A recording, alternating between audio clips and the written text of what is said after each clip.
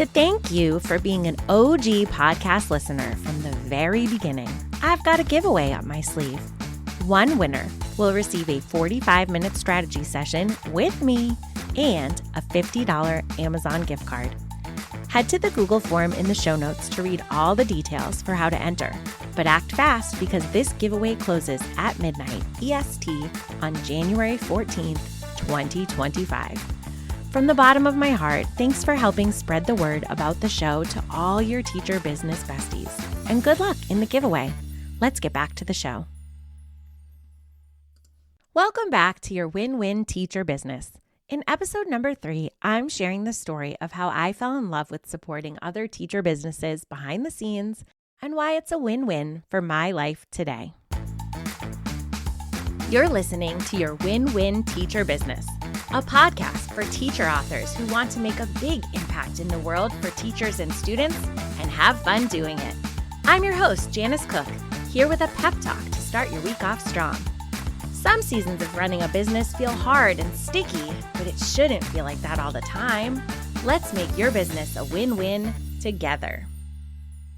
Hey, teacher business bestie. I'm so grateful to be having this cozy chat today. My brain has always resonated with the concept of an A bucket and a B bucket, so you'll hear me referencing that a lot during episode 3. Teaching was my A bucket. It was my primary revenue stream. That was the money that I used to pay my bills and cover my living expenses. Teaching online was my B bucket. It was bonus money. It was extra. It was a fun adventure and hobby that I grew for myself. Knowing that my A bucket was a strong, stable foundation allowed me to take calculated risks and reinvest the profit that I made towards future growth efforts. When teaching online became my A bucket, Teachers Pay Teachers and YouTube became my new B buckets. The A bucket and B bucket mindset has always served me well. I learned a lot of skills along the way as I grew my Teachers Pay Teachers store. I met incredible friends. And one day, one of my TPT mastermind friends shared a hiring horror story. She shared the steps that she had taken to research and prepare to hire out email marketing. She did everything right, and that service provider simply did not deliver. I was devastated as I listened to how this was going to affect her business. The money that was spent to have those emails written was money she would never get back. And those emails were not going to be usable for her list. She spent time hiring, onboarding, and communicating with this service provider. And now she would be spending time writing those emails again herself. What a gut punch. We both used the same email software. Shout out to Flowdesk. And I knew a lot about her store, her brand, and her customers. So I offered to write emails to her list while she looked for someone new to hire. I wrote those emails, she liked them, and she never did end up looking for someone new to write her emails because she wanted me to keep writing them. She was my very first virtual support client, and I still write to her email list years later. The day she shared that story will always be one of my core memories, and I'll be forever indebted to her for taking a risk and letting me write to customers who were not my own for the very first time. I loved using what I had learned running my own business to support someone else and help them make a larger impact on teachers and students. It made my heart so happy. The word of mouth machine stepped in and other TPT sellers reached out asking if I could write their emails too. And I quickly learned about how to build a virtual support provider arm for my business. A new B bucket was born. And as a side note, I was never able to shake the big feelings I had about that hiring horror story.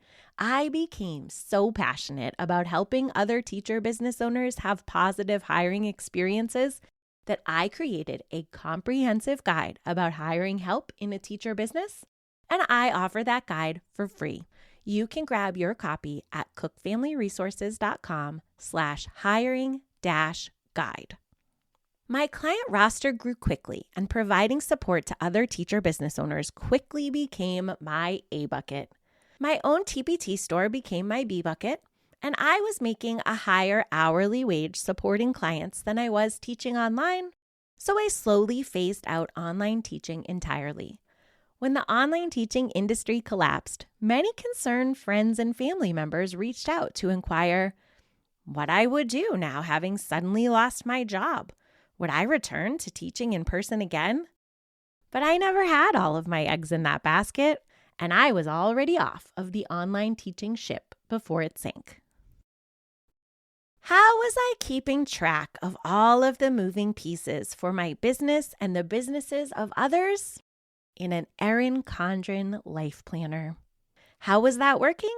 Not well, but it's all I knew. I had always used a paper planner as a student to keep track of my assignments. And as a classroom teacher and as a mom, my paper planner held it all together for my brain. So as my life ebbed and flowed, I tried to keep up with the plans and the details using my paper planner, the only tool I knew about at the time. Maybe you can relate. You know the saying, you don't know what you don't know? Today, it makes sense to my brain that Steve Jobs and Jeff Bezos were likely not running their successful companies using a paper planner. There are, and always were, better tools suited for the task of running a business. It took me a while to find out about those tools, and that's okay. That's just the reality of this accidental entrepreneur journey. Another online business owner was raving about Asana as a digital project management tool. I didn't get what all the fuss was about. I had a Google Calendar. It wasn't really changing my life. I still leaned on my paper planner to run the show, and it was working okay and getting the job done. I didn't see the point of learning another tech tool, and I wasn't sure what problem it could even solve for me because I didn't know if I even had any problems with my current systems. But she convinced me to check out a mini course about Asana to learn more, and I decided to take the leap. It was called Creating Your CEO Hub, and it was by Tasha Booth. I've never met Tasha, and that's the only course I ever took with her in my business journey. But she delivered a big dose of light bulb moments about how businesses should be run and should be organized, and why that was the path forward for every business owner. My eyes were open to the world of project management, and there was no way I was keeping this knowledge to myself. I needed to share with all of my TPT seller friends and help them get a proper project management tool in place for their business. After Tasha's small course about Asana, I took a very large course about Asana from Louise Henry. I learned about big dreams in that course and how a project management tool turns dreams into action. I learned a whole lot about running a business. That course reached far beyond Asana.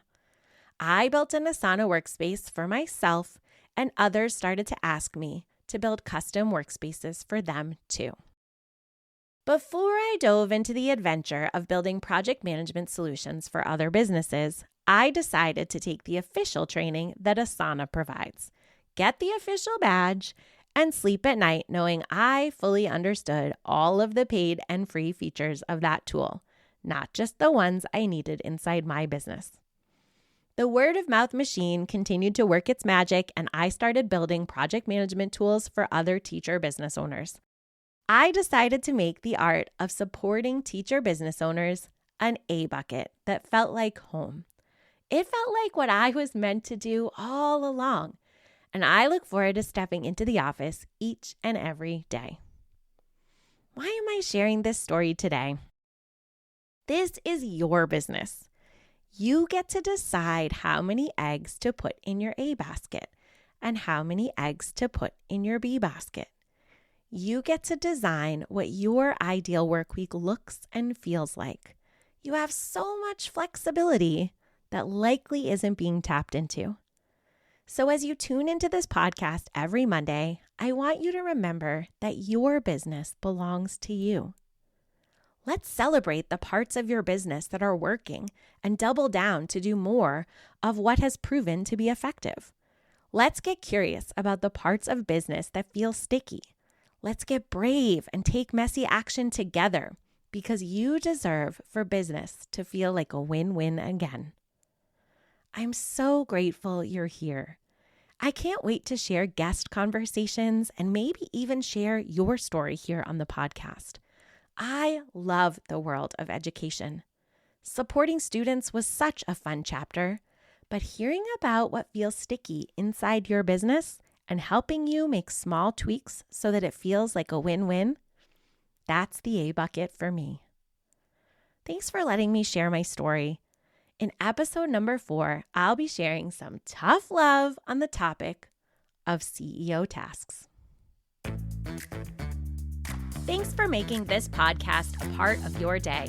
I'd love to help you find clarity with your next step in business. Go to cookfamilyresources.com/hiring-guide. I'll also leave that link in the show notes for you. This guide is packed with good news for those days when you feel like you can't possibly do it all. It might be time for you to invest in paid support, but the truth is there are a lot of free steps to explore first. After you dive into that guide, I'll be in your inbox every Monday morning with more actionable tips to help you enjoy running your business again. See you in the next episode.